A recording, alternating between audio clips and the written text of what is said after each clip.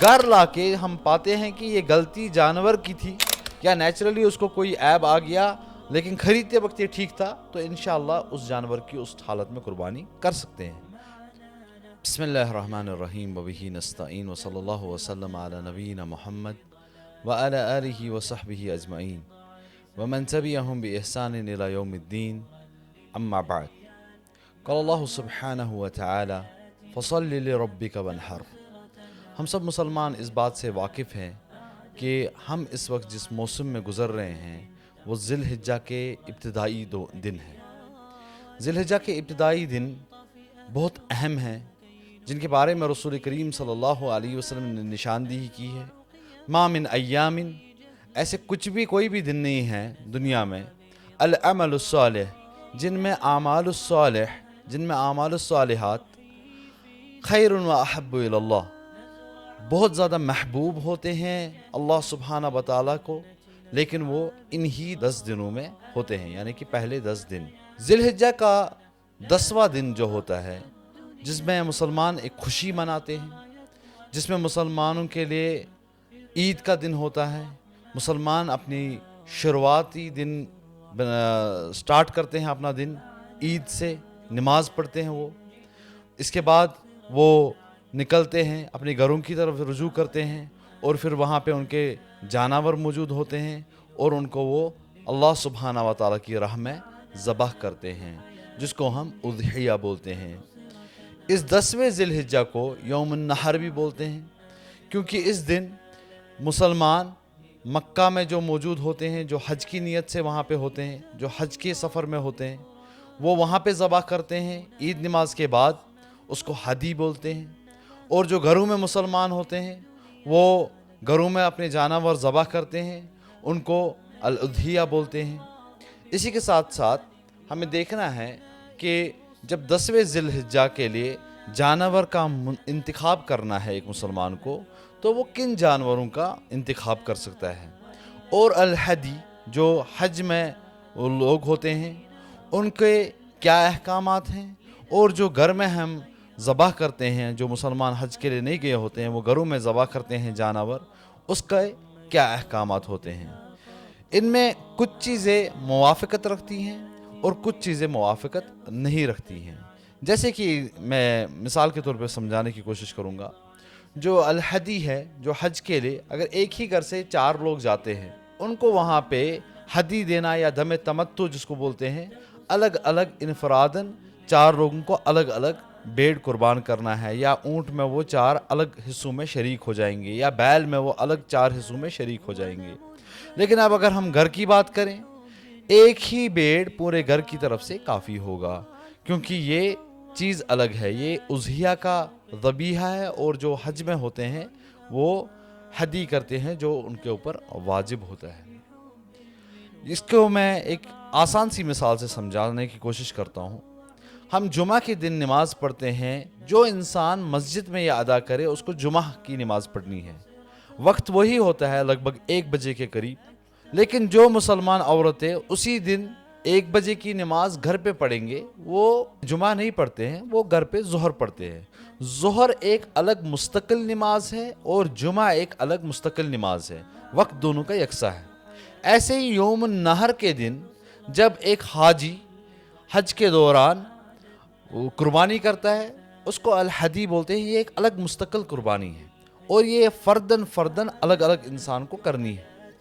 لیکن جب ایک انسان گھروں میں قربانی کرتا ہے اس کو الاضحیہ بولتے ہیں، اور یہ الگ انفرادی قربانی ہے، یہ اپنے اور اپنے گھر والوں کی طرف سے ہو جاتی ہے۔ اضحیہ کے کچھ احکامات ہیں، جن جانوروں کا ہمیں انتخاب کرنا ہے وہ 3 قسم کے جانور ہیں۔ نمبر 1 اونٹ، چاہے نر ہو چاہے مادہ ہو۔ نمبر 2 بیل، چاہے نر ہو چاہے مادہ ہو۔ اور نمبر 3 جن کو ہم غنم بولتے ہیں، جس میں بھیڑ اور بکریاں شامل ہوتی ہیں، چاہے نر چاہے مادہ۔ جب ہم ان جانوروں کو دیکھتے ہیں تو اونٹ کے مطابق جو رسول کریم صلی اللہ علیہ وسلم نے ہمیں ہدایت دی کہ اونٹ جو ہے وہ 5 سال کا ہونا چاہیے، یعنی کہ اس کو 5 سال ہوئے ہونے چاہیے، اور وہ 6 سال میں گھسا ہوگا، وہ اونٹ قربانی کے لیے پرفیکٹ ہوتا ہے، قربانی کے لیے لگتا ہے۔ جو اونٹ 5 سال سے کم کی عمر کا ہے وہ قربانی کے لیے نہیں استعمال کیا جا سکتا ہے۔ ایسے ہی ہم دیکھتے ہیں بیل، اس کی عمر جو ہے وہ 2 سال کا ہونا چاہیے اور وہ تیسرے سال میں داخل ہو گیا ہوگا۔ ایسے ہی جو بکرا ہے یا بکری ہے یہ 1 سال کا مکمل ہوا ہونا چاہیے اور یہ دوسرے سال میں گھسا ہونا چاہیے۔ لیکن جو بیڑ ہے جس کو وان بولتے ہیں عربی میں، یعنی کہ جس کو کشمیری بھاشا میں کٹھ بولتے ہیں اور اردو میں اس کو بھیڑ بولتے ہیں، یہ 6 مہینے کا ہونا چاہیے، یعنی کہ 6 مہینے اس کے مکمل ہو گئے ہوں گے اور 7ویں مہینے میں وہ گھسا ہوگا۔ تو یہ جانور جب اس عمر پہ پہنچے جو ان کی شریعت نے مقرر کی ہے عمر، تو اس وقت یہ قربانی کے لیے درست پائے جائیں گے۔ ان جانوروں کو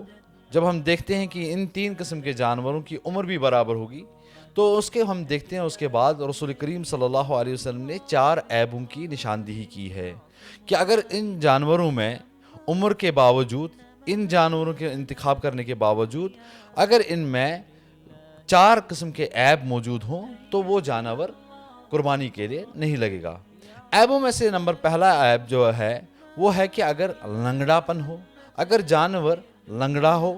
یہ قربانی کے لیے نہیں لگے گا۔ دوسرا عیب اگر جانور مریض ہو اور اس کی بیماری واضح ہو، یہ جانور بھی قربانی کے لیے درست نہیں پایا جاتا ہے۔ ایسے ہی اگر کوئی جانور اندھا ہے، وہ 1 آنکھ سے یا 2 آنکھوں سے اندھا ہے، تو یہ جانور بھی قربانی کے لیے نہیں لگے گا۔ اور چوتھا عیب وہ ایسا عیب ہے کہ ایک جانور تو ٹھیک ہے، اس کو کوئی ایسا نقص نہیں نظر آ رہا ہے، لیکن اس نے گوشت نہیں چڑھایا، یعنی کہ اس کو ہڈیاں نظر آ رہی ہیں، بہت کمزور ہے اور وہ مشکل پا رہا ہے کھانا کھانے کے لیے بھی، وہ مشکل پا رہا ہے، وہ ریوڑ کے ساتھ بھی نہیں چل پاتا ہے، وہ بہت پیچھے پڑ جاتا ہے، یعنی کہ بہت پیچھے رہ جاتا ہے، ریوڑ آگے چلا جاتا ہے، تو یہ جانور بھی ہم قربانی کے لیے استعمال نہیں کر سکتے ہیں۔ الغرض اس میں چھوٹا سا قاعدہ یہ ہے کہ وہ تمام عیب جس کی وجہ سے گوشت کی کوالٹی یا کوانٹٹی پہ کوئی فرق پڑے جانور کی، تو وہ ایسے عیب پائے جاتے ہیں جس سے قربانی کے لیے وہ جانور درست نہیں رہتا ہے۔ اس کے برعکس ہم کچھ عیب پاتے ہیں یا کچھ نقص پاتے ہیں کبھی جانور میں، یعنی کہ جیسے کہ جانور میں کبھی کوئی سینگ ٹوٹا ہوتا ہے یا تھوڑا سا کان کٹ گیا ہوتا ہے، یہ جانور قربانی کے لیے درست ہے، البتہ اگر انسان کوشش کرے اور پائے کہ وہی جانور اختیار کرے جس میں کوئی بھی نقص نہ ہو، وہ زیادہ بہتر ہے اور زیادہ اہوت ہے اور زیادہ ثواب اسی میں ملے گا۔ جب ہم جانور قربانی کے لیے خریدتے ہیں، قربانی کے لیے جب ہم نے جانور گھر لایا، اور اگر گھر میں خریدتے وقت تو وہ ٹھیک تھا، لیکن جب ہم نے گھر لایا اس میں کوئی ایسا عیب آیا جس کے بارے میں رسول کریم صلی اللہ علیہ وسلم نے نشاندہی کی ہے، تو گھر لا کے ہم پاتے ہیں کہ یہ غلطی جانور کی تھی یا نیچرلی اس کو کوئی عیب آ گیا، لیکن خریدتے وقت یہ ٹھیک تھا، تو انشاءاللہ اس جانور کی اس حالت میں قربانی کر سکتے ہیں، کیونکہ جب ہم نے یہ جانور خریدا تو یہ ٹھیک تھا، یہ سالم تھا، تو انشاءاللہ اس جانور کی قربانی درست ہوگی۔ اگر ہم کوئی مادہ جانور لیتے ہیں، یعنی کہ ہم نے 10 دن پہلے کوئی گائے خریدی یا 10 دن پہلے کوئی بکری خریدی یا 10 دن پہلے کوئی اونٹنی خریدی، ہم پاتے ہیں پھر کہ وہ دودھ دے رہی ہو، ہم یہ دودھ 10 دن کا جو ہم ہے یہ خود کے لیے بھی استعمال کر سکتے ہیں، اور اگر ہمیں ایکسٹرا دودھ میسر ہو رہا ہے، یعنی کہ ہمیں 1 یا 2 کلو گھر پہ ضرورت ہے اور یہ اس سے زیادہ دودھ دے رہی ہے، یعنی کہ ہمیں ایکسس دودھ ہے،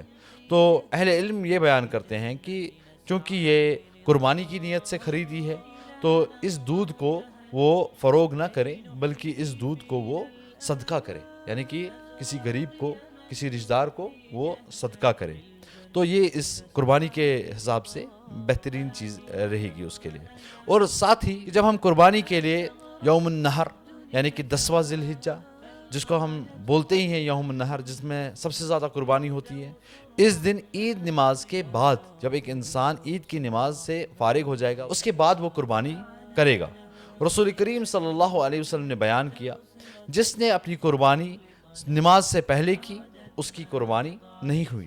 جس نے اپنی قربانی نماز کے بعد کی یعنی کہ عید نماز کے بعد اس کی قربانی درست ہے۔ اور ہم قرآن کریم میں بھی پاتے ہیں اللہ سبحانہ و تعالیٰ بیان کرتے ہیں فَصَلِّ لِرَبِّكَ، اپنے رب کے لیے نماز پڑھو، وَانْحَرْ، اس کے بعد نہر کرو، اس کے بعد قربانی کرو۔ تو سب سے بہترین طریقہ یہی ہے کہ ایک مسلمان عید کی نماز پڑھ کے آئے اور اس کے بعد قربانی کرے. سب سے بہترین ہے کہ وہ 10 ذی الحجہ کو قربانی کرے. اس میں سب سے زیادہ افضلیت ہے, اس میں سب سے زیادہ فضیلت ہے. البتہ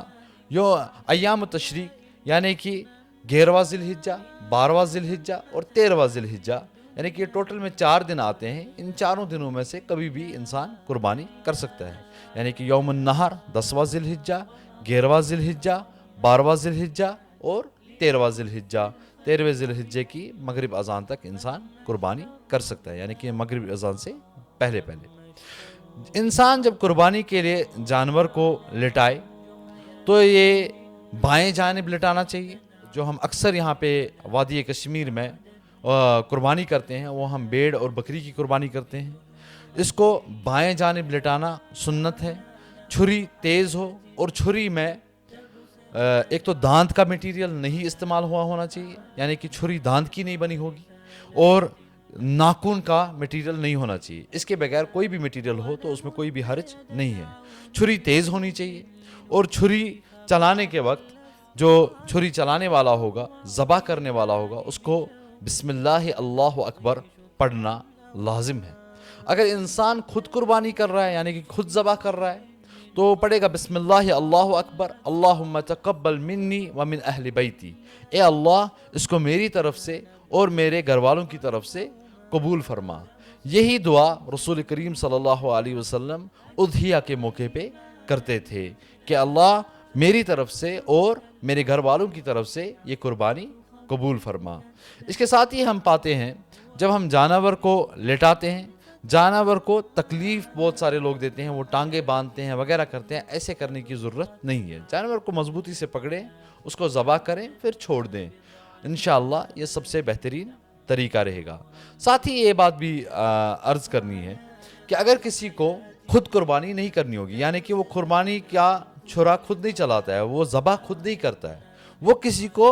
وکیل بناتا ہے میرے بدلے ذبح کر, وہ وہاں پہ موجود ہوگا, جو اس کا وکیل ہوگا وہ پڑھے گا بسم اللہ اللہ اکبر, اور یہ وہیں پہ خود بھی موجود ہوگا, یہ پڑھے دعا اللہم تقبل منی ومن اہل بیتی. اگر کسی کو عربی میں یہ دعا پڑھنا مشکل لگ رہا ہوگا تو وہ کشمیری میں بھی پڑھ سکتا ہے, اردو میں بھی پڑھ سکتا ہے, اے اللہ یہ جانور میری طرف سے اور میرے گھر والوں کی طرف سے قبول فرما. اس میں انشاءاللہ کوئی حرج نہیں ہوگا. تو یہ قربانی کے مطابق کچھ اہم نکات پہ ہم نے بات کی. امید کرتے ہیں کہ یہ آپ کے لیے نفع بخش ہوگا, اور انشاءاللہ اللہ سبحانہ و تعالیٰ سے ہم دعا گو ہیں کہ ہم سب کی قربانی آسان فرمائے اور ہم سب کی قربانی میں برکت عطا کرے. اللہ سبحانہ و تعالیٰ سے ہم دعا کرتے ہیں کہ ہماری قربانی قبول فرمائے. السلام علیکم ورحمۃ اللہ وبرکاتہ.